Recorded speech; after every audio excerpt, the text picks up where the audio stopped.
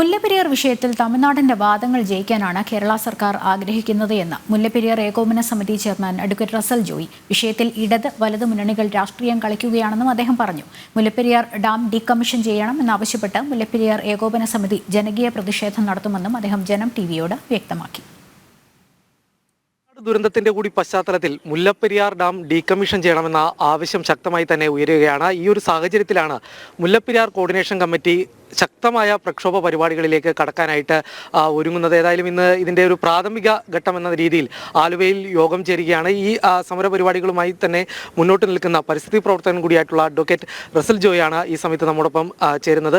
Sir, ഇപ്പോൾ വയനാടിൻ്റെ ഒരു ദുരന്തം നടന്നതിൻ്റെ ഒരു പശ്ചാത്തലമുണ്ട്.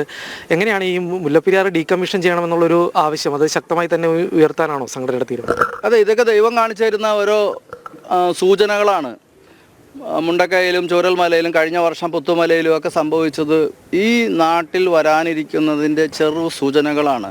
ലോകത്തിൻ്റെ വിവിധ ഭാഗങ്ങൾ നമ്മൾ കണ്ടു, ഡാംസ് എല്ലാം തകർന്നു പോകുന്നത് കണ്ടു. അതിൻ്റെ റിയാക്ഷൻ എന്താണ്, കടലിലേക്ക് പോയിട്ട് തിരിച്ച് വലിയ സുനാമി ആയിട്ട് വരുന്നതെല്ലാം നമ്മൾ കണ്ടു. ഇത് മലയാളി പഠിക്കാൻ വേണ്ടിയിട്ട് ദൈവം കാണിച്ചു തരുന്നതാണ് ഞാൻ വിചാരിക്കുന്നത്. ഈ സൂചനകൾ കണ്ട് നമ്മൾ പഠിക്കണം. 2018 പ്രളയം ഉണ്ടായി, 2019 ചെറിയ തോതിലുണ്ടായി, 2011 മുതൽ കേരളം അനങ്ങാൻ തുടങ്ങിയതാണ്.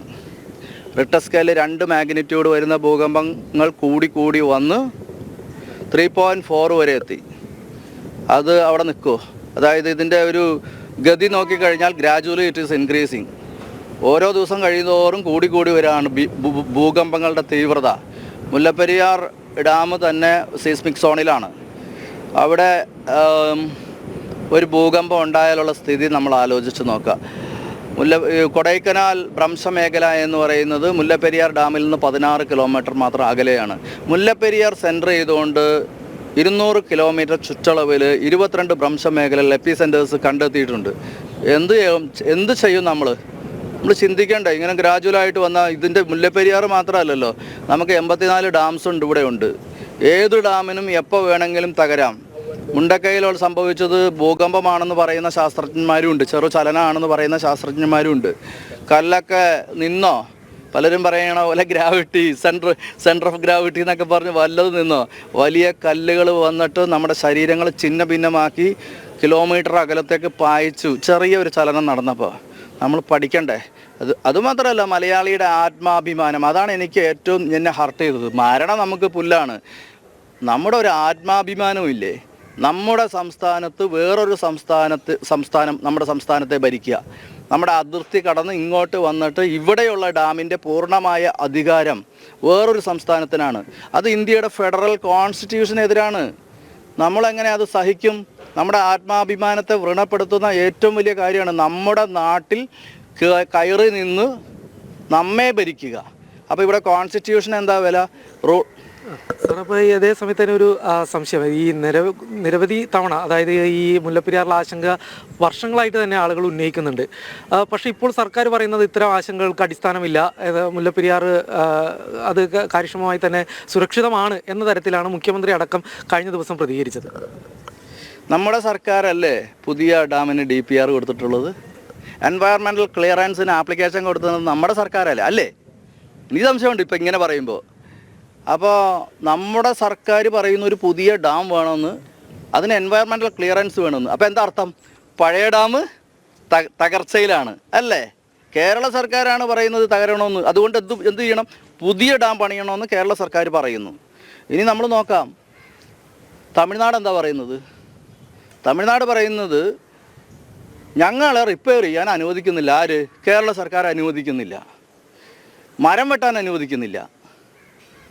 മുൻകൂർ ജാമ്യമല്ലേ അത്? മുൻകൂർ ജാമ്യമല്ലേ? ബുദ്ധിയുള്ളവന് മനസ്സിലാവും. ഒരു അപകടം നടന്നാൽ ഉടനെ തന്നെ തമിഴ്നാടിൻ്റെ സ്റ്റേറ്റ്മെൻറ്റ് വരും. ഞങ്ങൾ അന്നേ പറഞ്ഞതാണ് മുല്ലപ്പെരിയാർ ഡാം റിപ്പയർ ചെയ്ത് നന്നാക്കണമെന്ന്. പക്ഷേ കേരള ഗവൺമെൻറ് അനുവദിച്ചില്ല, മരം വെട്ടാൻ അനുവദിച്ചില്ല. ഞങ്ങൾ എത്രമാത്രം ശ്രമം ചെയ്തതാണെന്ന് അവർ പറഞ്ഞാൽ കേരളത്തിലെ ആർക്കെങ്കിലും തിരിച്ച് എന്തെങ്കിലും പറയാൻ പറ്റുമോ? ആ ഒരു സാഹചര്യം നമ്മൾ ഉണ്ടാക്കി കൊടുത്തതല്ലേ? അതെനിക്ക് ചോദിക്കാനുള്ളൂ. അപ്പോൾ അതുകൊണ്ട് മുല്ലപ്പെരിയാർ ഡാം തകരും എന്ന് പറയുന്നത് 2 സർക്കാരുകളാണ്. ഇതിൻ്റെ അടിയിൽ നിൽക്കുന്ന ഇപ്പോൾ ആലുവപ്പുഴ, ഇത് ഞാനിവിടെ ജീവിക്കുന്നു. ഭയം വരൂലേ? ഈ സർക്കാരുകളെ പറയണേ ഇത് തകർച്ചയിലാണെന്ന്. ഈ മുല്ലപ്പെരിയാർ കേസുമായി ബന്ധപ്പെട്ട് സുപ്രീം കോടതിയിലേക്ക് ചെല്ലുമ്പോൾ കേരളത്തിന്റെ വാദങ്ങൾ തള്ളിക്കൊണ്ട് അല്ലെങ്കിൽ തമിഴ്നാടിന്റെ വാദങ്ങൾ അംഗീകരിക്കപ്പെടുന്നതായിട്ടുള്ള സാഹചര്യങ്ങൾ പലതവണ ഉണ്ടായിട്ടുണ്ട്. എന്താണ് അങ്ങനെ ഒരു സ്ഥിതിവിശേഷം ഉണ്ടാവാൻ കാരണം? അതാണ് ഇവർ ആഗ്രഹിക്കുന്നത്.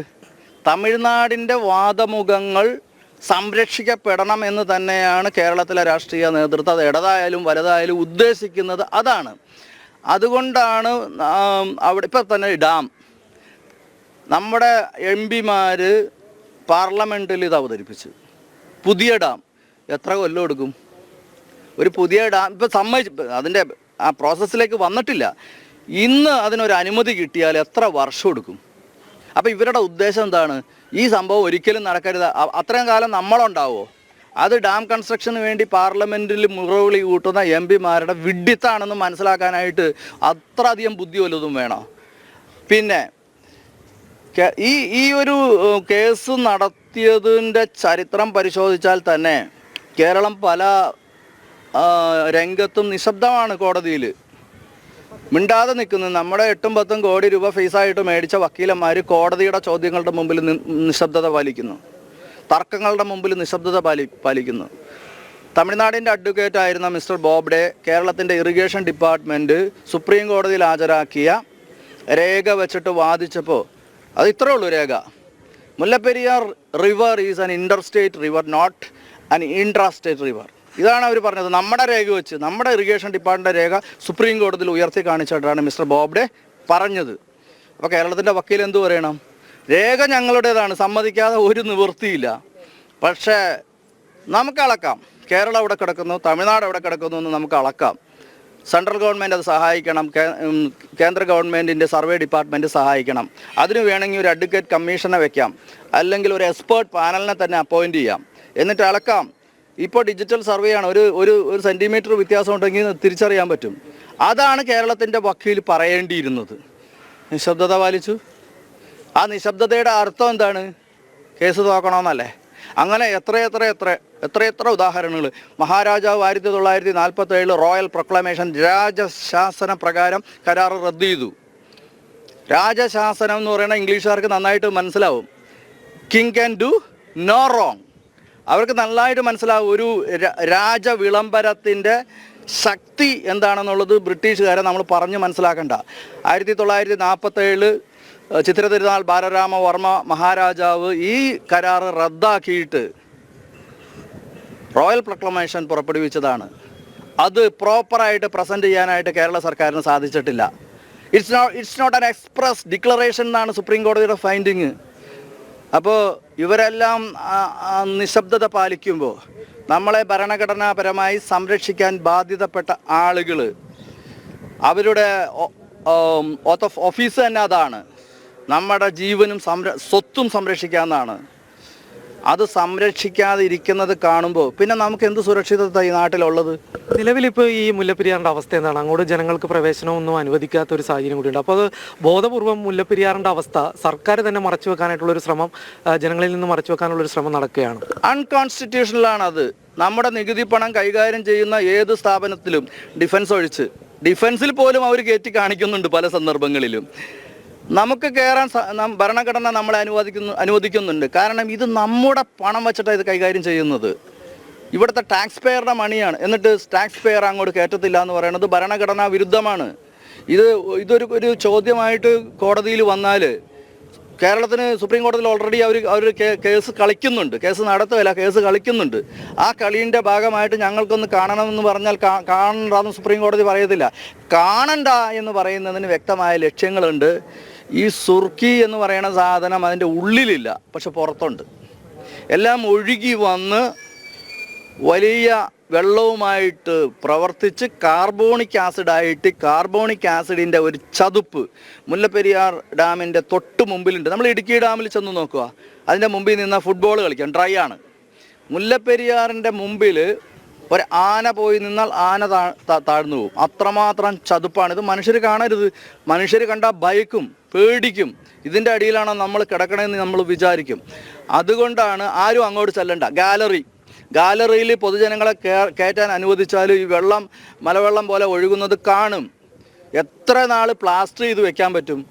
പ്ലാസ്റ്ററിങ് ഗാലറി ചെയ്യുന്ന പരിപാടി എന്ന് വെച്ചാൽ വെള്ളം പുറത്തേക്ക് വരാതിരിക്കാൻ വേണ്ടി പ്ലാസ്റ്ററിങ് ആണ്. പ്ലാസ്റ്ററിങ് എന്ന് വെച്ചാൽ വെറുതെ തേച്ച് പിടിപ്പിക്കുക, സിമെൻറ്റ് തേച്ച് പിടിപ്പിക്കുക എന്നുള്ളതാണ്. അത് എത്ര നാളെ തടയും? 1 ദിവസം 2 ദിവസം തടയും, വീണ്ടും പ്ലാസ്റ്റർ ചെയ്യേണ്ടി വരും. അവിടെ ചെന്നാൽ വെള്ളത്തിൻ്റെ ഒരു കുത്തൊഴുക്ക് കാണാം. അത് കണ്ടാൽ നമ്മൾ പേടിക്കില്ലേ? മാത്രമല്ല, ഭൂകമ്പം ഒരു വിഷയമല്ലേ? സീസ്മിക് സോണിലാണ് എൻ്റയർ കേരളം സീസ്മിക് സോണിലാണ്.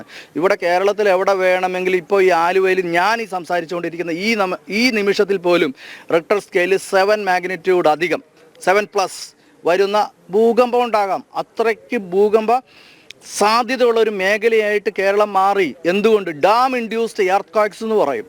84 ഡാം ഉണ്ടാക്കി വെച്ചിരിക്കുന്നു. ഈ ഡാമിൻ്റെ വാട്ടർ പ്രഷർ, അതായത് ഇപ്പം 64 സ്ക്വയർ കിലോമീറ്റർ സ്ഥലമാണ് മുല്ലപ്പെരിയാർ ഡാം വെള്ളത്തിനടിയിലാക്കിയത്. വനമാണെന്ന് വിചാരിക്കണം, വനം. അതുപോലെ 65 സ്ക്വയർ കിലോമീറ്റർ സ്ഥലം ഇടുക്കി ഡാം വെള്ളത്തിനടിയിലാക്കി വെച്ചിരിക്കുന്നു. ഈ വെള്ളത്തിൻ്റെ പ്രഷറുണ്ട് താഴേക്ക്, വലിയ ഗ്രേറ്റ് പ്രഷറാണ്. ഇപ്പം നമ്മൾ ഗ്ലാസ്സിൽ വെള്ളം എടുത്ത് വെച്ചാൽ ഗ്ലാസിൻ്റെ ഷേപ്പാവും, ഒരു കൂജയിലെടുത്ത് വെച്ചാൽ കൂജയുടെ ഷേപ്പാവും. വെള്ളം അതാണ്. അപ്പോൾ വെള്ളം വലിയ മർദ്ദം താഴേക്ക് കൊടുത്തതുകൊണ്ട് ഭൂമിയുടെ അടിത്തറ ഇളകി ലേയേഴ്സ് ഓഫ് റോക്സ്, പാറകളുടെ അടുക്കുകൾ തെന്നിമാറി ഇവൻ തമിഴ്നാട് വരെ പോയിട്ടുണ്ട്. അങ്ങനെ പോകുമ്പോൾ എന്ത് സംഭവിക്കും? എല്ലാ ഡാമിൻ്റെ അടിയിലും വലിയ പൊത്തുകൾ, വലിയ ഗർത്തങ്ങൾ രൂപപ്പെടും. അതിൻ്റെ മേലെയാണ് ഈ ഡാം നിൽക്കുന്നത്. അങ്ങനെ 84 ഡാം. എൻ്റെ അറിവ് ശരിയാണെങ്കിൽ ഈ ഗവൺമെൻറ് അവരുടെ ആൾക്കാരെ വെച്ചിട്ട് 5000-ഓളം കോറികൾ ഈ നാട്ടിൽ നടത്തുന്നുണ്ട്. നിങ്ങൾ ഫ്ലൈറ്റിൽ വന്ന് നെടുമ്പാശ്ശേരി എയർപോർട്ടിൽ ഇറങ്ങാൻ നേരത്ത് കുറച്ച് സമയം ഈ ഫ്ലൈറ്റ് ഇങ്ങനെ ചുറ്റിപ്പറക്കും. അപ്പോൾ ഒന്ന് താഴേക്ക് നോക്കിയാൽ മതി, കുഴിച്ച് വെച്ചിരിക്കുകയാണ് ചെറിയ കുഴികൾ. നമ്മൾ കാണും. ഇത് പരിസ്ഥിതിയെ തകർക്കൂലേ? പരിസ്ഥിതിയെ തകർത്താൽ പ്രപഞ്ചത്തെ തകർക്കുന്നതാണ്. അങ്ങനെ വരുമ്പോൾ ഈ നേച്ചറിന്, പ്രകൃതിക്ക് എന്ത് ചെയ്യണം? ഇത് പുനഃസ്ഥാപിച്ചെടുക്കണം. പഴയ കേരളം പുനഃസ്ഥാപിക്കപ്പെടും. അതാണ് കാരണം. പുനഃസ്ഥാപിക്കപ്പെടാണ്ട് ഈ ലോകം, ഈ പ്രപഞ്ചം നിലനിൽക്കില്ല. അതിനൊരു ക്രമമുണ്ട്, ഒരു താളമുണ്ട്, ലയമുണ്ട്. അതിന് മനുഷ്യൻ ഭംഗം വരുത്തിയാൽ എന്ത് ചെയ്യും? ആരാണോ ഭംഗം വരുത്തിയത് ആ പ്രകൃതി അതിൻ്റെ ആദ്യകാല രൂപം പുനഃസ്ഥാപിച്ചെടുക്കും. പക്ഷെ നമ്മളുണ്ടാവില്ല. സാർ, ഏതായാലും അവസാനമായിട്ടൊരു ചോദ്യം കൂടി ചോദിക്കുകയാണ്. ഇപ്പോൾ 15-ാം തീയതി സ്വാതന്ത്ര്യ ദിനത്തിൻ്റെ അന്നാണ് ശക്തമായൊരു സമരത്തിലേക്ക് പോകുന്നത്. എങ്ങനെയാണ് നമ്മൾ സമര പരിപാടികൾ സംഘടിപ്പിക്കാനായിട്ട് തീരുമാനിച്ചത്? നമ്മൾ ചപ്പാത്തിൽ നിന്ന് ആലുവ വരെ ഈ ഒരു ആവശ്യം ഉന്നയിച്ചുകൊണ്ട് പ്ലക്കാർഡ് ഏന്തി നിൽക്കുക എന്നാണ്. അപ്പോൾ നമ്മൾ പാലങ്ങൾ അതിനൊരു സ്പോട്ടായിട്ട് തിരഞ്ഞെടുത്തിട്ടുണ്ട്. ഇപ്പോൾ ജനങ്ങൾക്ക് ഇന്ന പാലത്തിൻ്റെ അടുത്ത് വരണമെന്ന് പറഞ്ഞാൽ വന്നെത്താൻ എളുപ്പമുണ്ട്, ആ ഒരു ഏരിയ മനസ്സിലാക്കാൻ എളുപ്പമുണ്ട്. അതുകൊണ്ട് എല്ലാ പാലങ്ങളിലും കരിങ്കുളം ചപ്പാത്ത് മുതൽ ആലുവ വരെയുള്ള എല്ലാ പാലങ്ങളിലും ഒരു പ്രതിഷേധത്തിൻ്റെ പ്ലക്കാർഡ് പിടിച്ചിട്ട് നിൽക്കാം എന്ന്. അത് ആദ്യപടിയാണ്. ആദ്യപടി എന്ന് വെച്ചാൽ അതാണ്. ഇത് ഒരു പടി കൂടി കടന്ന് മുന്നോട്ട് വരും. ജനങ്ങൾ തയ്യാറാണ്. ശരിക്കും പറഞ്ഞാൽ ഞങ്ങൾ നേതൃത്വമാണ് വീക്ക്. ഞാനടക്കമുള്ള നേതൃത്വമാണ് വീക്ക്. മജിസ്ട്രേറ്റ് കോടതി മുതൽ സുപ്രീം കോടതി വരെയുള്ള കേസിന് ഓടി നടക്കുന്ന സമയം എനിക്ക് ഇതിനു വേണ്ടി വിനിയോഗിച്ചാൽ അത് സാധിക്കും. ജനങ്ങൾ തയ്യാറാണ്. അവർക്ക് ലീഡർഷിപ്പ് കൊടുക്കാനായിട്ട് പറ്റാത്ത അവസ്ഥയാണ് ഉള്ളത്. അപ്പോൾ കുറച്ചുകൂടെയൊക്കെ ആ രംഗത്ത് ശക്തമായിട്ട് പ്രവർത്തിച്ചാൽ അവരുടെ തലയിൽ കയറിയിരിക്കുന്ന രാഷ്ട്രീയമൊക്കെ ഇറങ്ങും. മനസ്സിലായോ? ഇപ്പം തന്നെ ഇറങ്ങിക്കഴിഞ്ഞു, ഒരു പരിധിവരെ ഇറങ്ങിക്കഴിഞ്ഞു. അപ്പം ആ രാഷ്ട്രീയം മാറണം, പുതിയ മാറ്റങ്ങൾ കേരളത്തിലുണ്ടാവണം. അതിന് എന്നോടൊപ്പം മണിസാറിനെ പോലെയുള്ള പ്രായവും പക്വതയും വിവരസമ്പത്തുമുള്ള ആളുകൾ ഈ നാട്ടിലുണ്ട്. മണിസാർ തനിച്ചല്ല, അങ്ങനെ ഒരുപാട് മണിസാറുകൾ ഇവിടെ ഈ നാട്ടിലുണ്ട്. എല്ലാവരെയും കൂടി ഒന്ന് യോജിപ്പിച്ച് ഞങ്ങൾ ഇറങ്ങായി. കേരളത്തിലെ ജനങ്ങൾ, എന്നെ കേൾക്കുന്ന ജനം TV-യുടെ പ്രേക്ഷകർ മനസ്സിലാക്കുക, നിങ്ങൾ തനിച്ചല്ല, ഞങ്ങൾക്കൂടെ ഉണ്ട്. ഓക്കെ, ഏതായാലും വളരെയധികം നന്ദി. മുല്ലപ്പെരിയാർ ഡാം ഡീകമ്മീഷൻ ചെയ്യണമെന്നുള്ളൊരു ആവശ്യം അത് ശക്തമായി തന്നെ ഉയരുകയാണ്. ഇനി ശക്തമായ പ്രതിഷേധ പരിപാടികൾ, പ്രക്ഷോഭ പരിപാടികളിലേക്ക് കടക്കാൻ തന്നെയാണ് മുല്ലപ്പെരിയാർ ഏകോപന സമിതിയുടെ തീരുമാനം. ക്യാമറമാൻ സന്തോഷ് തിരുമലക്കൊപ്പം കിരൺകുമാർ, ജനം, കൊച്ചി.